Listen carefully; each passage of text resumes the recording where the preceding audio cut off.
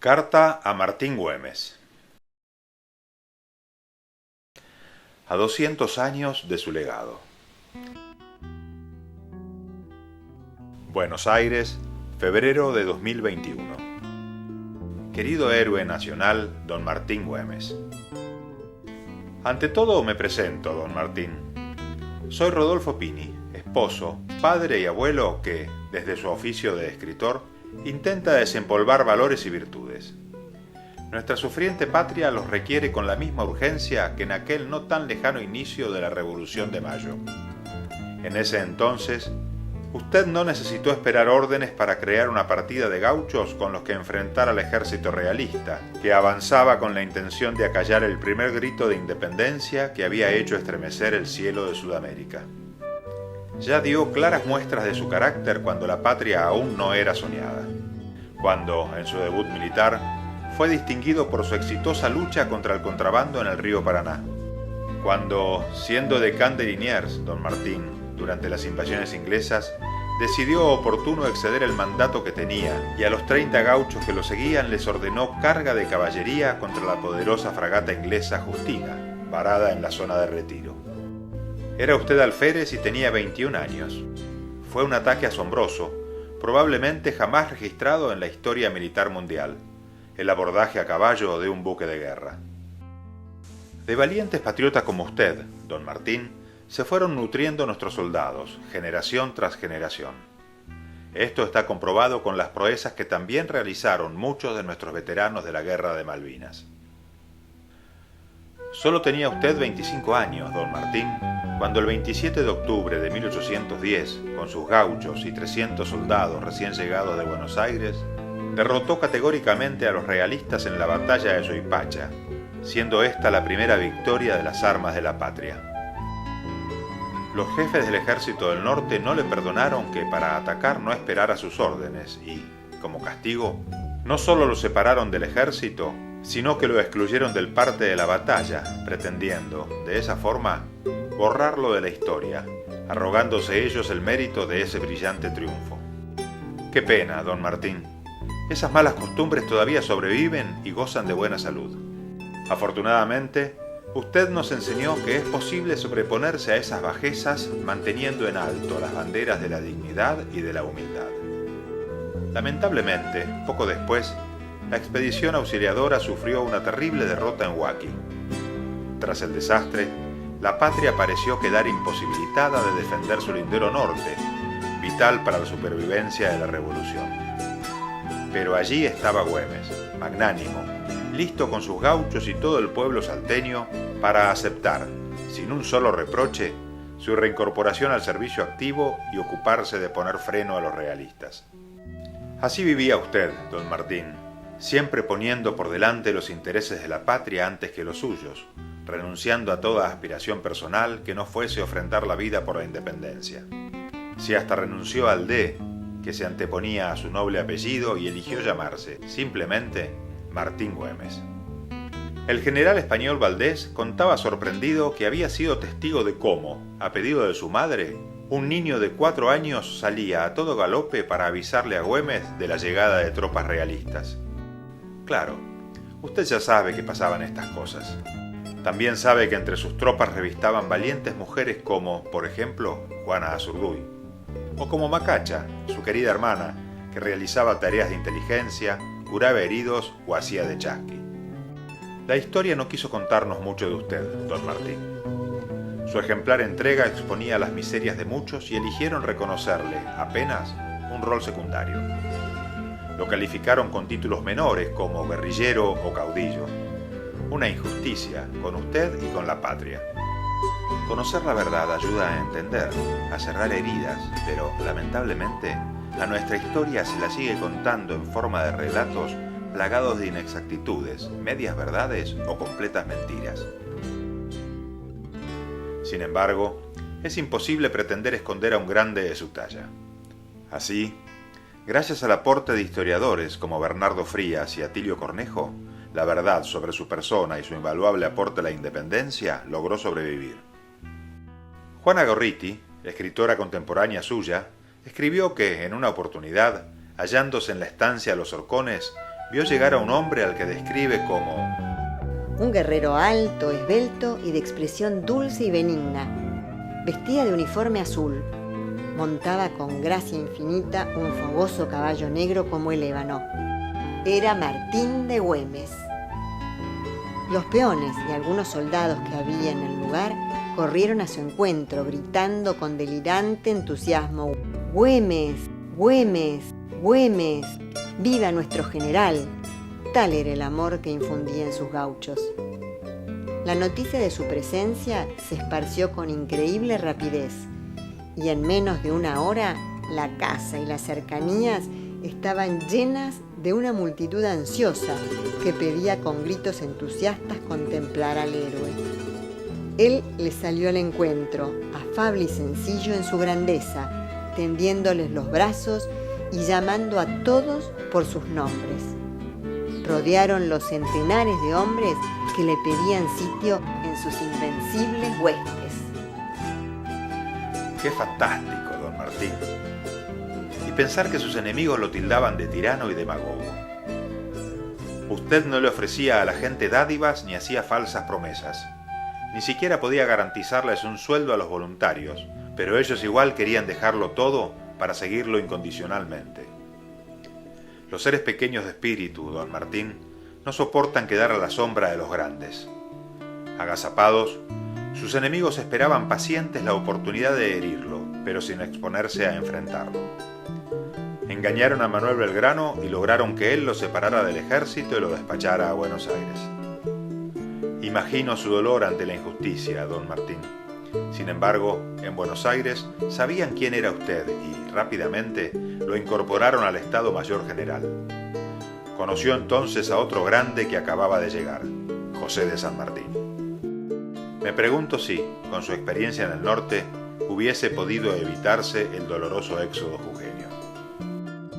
Cuando a fines de 1813, tras el desastre de Ayohuma, el triunvirato encomendó al futuro libertador que marchase a hacerse cargo del ejército del norte, éste lo eligió a usted para que lo acompañara, ascendiéndolo a teniente coronel graduado del ejército. ¡Qué alegría! Regresaba a su amada Salta con el honor a salvo y la frente en alto. Empezaba a formarse la que sería la columna de la patria. A fines de enero de 1814, en Yatasto, tuvo lugar el famoso abrazo entre San Martín y Belgrano, hermanos de armas y amigos entrañables. El yapeyuano, que no podía permitir que sus dos amigos estuvieran distanciados por más tiempo, se ocupó de hacerle ver a Belgrano el error que había cometido con usted, don Martín. Don Manuel no necesitó más que eso para pedirle sentidas disculpas, y usted lo perdonó en el acto. Qué lástima que nadie retrató ese otro abrazo histórico. El futuro libertador necesitaba conocer el escenario de la guerra en el norte. Usted lo guió en una exploración desde Salta hasta Orán, lo que terminó de convencerlo de que la independencia solo se lograría por el camino de Chile y no por el Alto Perú. También acordaron los detalles de la guerra de recursos que usted llevaría adelante. Usted no perdió un instante en poner manos a la obra, don Martín, y su accionar fue tan extraordinario que, poco más tarde, el yapeyuano escribía una carta al director supremo en la que decía: «Es imponderable la intrepidez y entusiasmo con que, a las órdenes del valeroso Martín Güemes, los gauchos se arrojan sobre los enemigos sin temor del fuego de fusilería que les hacen». Definitivamente, don José había encontrado al hombre que le permitiría concentrarse en sus planes continentales. Pero no solo fue usted un excepcional militar, también demostró ser un excelente administrador, un consagrado negociador y un gran político. No por nada, en 1815 resultó ungido gobernador de Salta, el primero elegido democráticamente en la historia de nuestro país. Por otro lado, no quiero dejar de destacar su sentido del humor, don Martín, aún en las situaciones más extremas que conjugaba maravillosamente con sus virtudes. Me refiero a cuando, para combatir a los angélicos, cuerpo de caballería que tenía en vilo a las tropas patrias, usted creó una división de caballería, capacitada también para actuar como infantería, a la que denominó los Infernales, gauchos que habían combatido junto a los granaderos de San Martín. Usted no era un guerrillero, aunque a algunos les convenga mantener instalado ese concepto. Usted era un militar de carrera, subordinado al legítimo mando de las autoridades nacionales, y que, como jefe del ejército de vanguardia, estaba armando una fuerza que llegaría a contar un total de 6.600 hombres. Este ejército se mantenía permanentemente en operaciones desde los cuarteles distribuidos a lo largo de Salta y Jujuy. No solo lideraba usted un grupo de valientes y sacrificados gauchos, comandaba un verdadero ejército profesional con proyección continental, que estaba al servicio de la Unión Nacional y que durante un tiempo tuvo como parte de su misión proteger al castigado Ejército del Norte. Quiero decirle, don Martín, que somos muchos los que sabemos que sus logros eran producto de un sacrificio inimaginable. No solo suyo, claro, sino también del valeroso pueblo salteño que, como usted escribió al gobierno nacional en 1816, acudía abandonando hasta los últimos restos de su fortuna y, más aún, a sus esposas e hijos para correr a la vanguardia de la patria a contener, en medio de la miseria, al poderoso enemigo. También sabemos, don Martín, que, a pesar de tantas carencias, usted no se entregaba ahogándose en lamentos. Seguía peleando, previendo, organizando, proveyendo a la lucha por la libertad. Y en medio de tantos sacrificios, cuando siendo también gobernador de Salta, el poderoso Rondó, jefe del Ejército del Norte y director supremo provisorio, le daba órdenes que ponían en riesgo el cumplimiento del pacto secreto que tenía con San Martín, no dudó en exponerse enfrentándolo, al punto que aquél llegó a declararlo reo de Estado y traidor a la patria. ¿Reo de Estado y traidor a la patria Martín Güemes? ¡Qué disparate! Sacó usted a relucir al militar, al negociador y al político que llevaba en su interior y rápidamente logró llegar a un acuerdo con Rondó. Reconociendo que los gravísimos agravios propinados a usted carecían de fundamentos, firmaron la paz mediante el Pacto de Cerrillos. Nuevamente, don Martín, usted perdonaba y ponía de manifiesto la importancia de la unidad nacional por sobre los intereses particulares. El valor de su heroica generosidad quedó expresada en la carta que San Martín envió a Godoy Cruz desde Mendoza el 12 de abril de 1816, diciendo que más que 1000 victorias he celebrado las 1000 veces feliz unión de Güemes con Rondó. El Pacto de Cerrillos permitió que comenzara a sesionar el Congreso de Tucumán para declarar, menos de 3 meses después, la añorada independencia que algunos demoraban injustificadamente. También provocó la inmediata caída del gobierno que respaldaba a Rondó, para que Pueyrredón, que estaba en un todo de acuerdo con San Martín, asumiera como director supremo. Es más que obvio ahora que con usted también estaba de acuerdo. Causalmente, Belgrano fue repuesto al mando del Ejército del Norte. Me pregunto si la decisión de enfrentar a Rondó la tomó usted en soledad. San Martín era un especialista en dar oportunos y fuertes golpes de timón a la revolución para evitar que naufragara. Ya lo había hecho otras veces, como en octubre de 1812, cuando al frente de sus granaderos logró que reasumiera el poder el cabildo y que se convocase a la asamblea del año 13. Claro, usted esto lo sabe, don Martín, pues en aquel momento estaba en Buenos Aires. Ahora sí, la patria tenía una columna sana y vigorosa. San Martín, Belgrano, Pueyrredón y Güemes no solo eran amigos, sino que, además, conformaban un equipo fundamental para que el futuro libertador pudiera terminar de preparar y ejecutar el gigantesco plan continental. San Martín, en Mendoza, como cerebro del plan. Manuel Belgrano, en Tucumán, al frente del Ejército del Norte y asegurándole a usted libertad de acción, además del máximo apoyo posible. Pueyrredón, como director supremo para dar el soporte político necesario y el apoyo económico posible. Y Güemes, ejecutando de manera magistral la guerra de recursos hasta que recibiera la orden del general de los Andes para avanzar sobre el Alto Perú. Los roles estaban perfectamente definidos. No por nada, Belgrano, en una carta de octubre de 1816, le escribía: «He dicho a usted antes que ahora que, como tiene los objetos a la vista, puede hacer y deshacer como le parezca». El virrey del Perú, José de la Serna, consciente de que no podría derrotar a Güemes en el campo de las armas, ordenó a su Estado Mayor una indigna misión. Su querida amiga Juana Gorriti escribió que, en una oportunidad, llegaron a los horcones 3 altos oficiales realistas en busca de Güemes, a quien entregaron un pliego cerrado. Güemes, dice, lo leyó con aire impasible. Era una carta confidencial en que la Serna lo llenaba de elogios para inducirlo a abandonar, aunque solo fuera neutralmente, la causa que defendía. Concluía ofreciéndole, en nombre de su soberano, 1.000.000 de pesos y los títulos de marqués y grande de España. Antes de despedir a los mensajeros, respondió: digan a su virrey que Martín Güemes, rico y noble por su nacimiento, ha sacrificado su fortuna entera al servicio de su patria y que para él no hay títulos más gloriosos que el amor de sus soldados y la estimación de sus conciudadanos. La historia habrá pretendido ignorarlo, don Martín, pero la documentación que existe es contundente. Constan los acuerdos secretos de la Secretaría de Guerra del Poder Ejecutivo de 1817 que el norte solo gravitaría en la guerra con la acción de Güemes, quien, con la defensiva victoriosa, cooperaba en la acción aplastante sanmartiniana. Ese mismo año, usted, al frente de 3.000 hombres, derrotó a un ejército realista compuesto por 4.500 soldados, en una batalla que duró 19 días, la del Valle del Lerma. Sin embargo, no fue la única vez que peleó y ganó batallas de ese porte.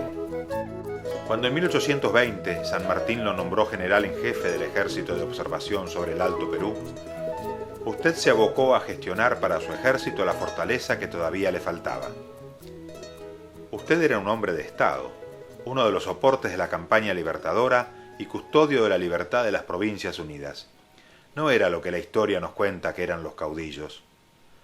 Cuando requirió ayuda, el gobierno de Buenos Aires, agotado económicamente y sin saber cómo resolver el proceso de disolución nacional que se hallaba en curso, le dio la espalda. Algunas provincias se excusaron porque estaban en guerra con Buenos Aires y otras directamente porque se habían declarado independientes, o lo harían en breve, y habían conformado nuevos países. Claro, es entendible que ocurrieran cosas así, porque algunas de esas provincias, gobernadas por los llamados caudillos, ahogadas por el insaciable centralismo de Buenos Aires, no supieron esperar a asegurar primero la independencia para recién entonces abocarse a solucionar los graves problemas internos. De todos modos, usted siguió gestionando. Tenía un compromiso con Sudamérica, con la patria, con Salta, con sus gauchos, con sus muertos, con San Martín, con usted mismo. Con tristeza, debo confesarle que los malos caudillos siguen pululando en nuestra patria, robándole el futuro, provocando pobreza, atraso y desunión. Dicen que el bolsillo no tiene bandera, don Martín. En medio de un escenario tan incierto como ese, los traidores de siempre se animaron a entregarlo. El 7 de junio de 1821, los realistas lograron ingresar a la ciudad de Salta y le tendieron la emboscada mortal. La bala perdida que atravesó su tronco lo expuso a 10 días de una dolorosa agonía. El 17 de junio de 1821, sus ojos se cerraron para siempre. 200 años no alcanzaron para darles el gusto a esos que pretendieron dejarlo afuera de nuestra historia grande, don Martín. Usted continúa siendo ejemplo para todos aquellos que seguimos soñando con una patria justa, libre y soberana. Vivió sus sacrificados 36 años muy rápido, don Martín. También murió muy pronto. Tanto que ni siquiera nos quedó un retrato suyo, tal como metaforiza Julio César Lusato en su poema titulado Sin retrato, que, entre sus versos, dice: para dibujar la estampa de Güemes que hoy se conoce, los pinceles escucharon la voz antigua del monte. La guerra no le dio tiempo de posar ante pintores. Por todo lo expuesto, querido don Martín, me atreví a escribirle esta carta, como si fuese yo uno de esos humildes pinceles convertido en pluma, porque el retrato de su estampa lo tenemos gracias a la voz antigua del monte, pero creo que, después de 200 años de su paso a la inmortalidad, debemos terminar de retratar la verdadera grandeza de su gesta. Muchas gracias por todo, don Martín, y que Dios lo bendiga. Rodolfo Pini.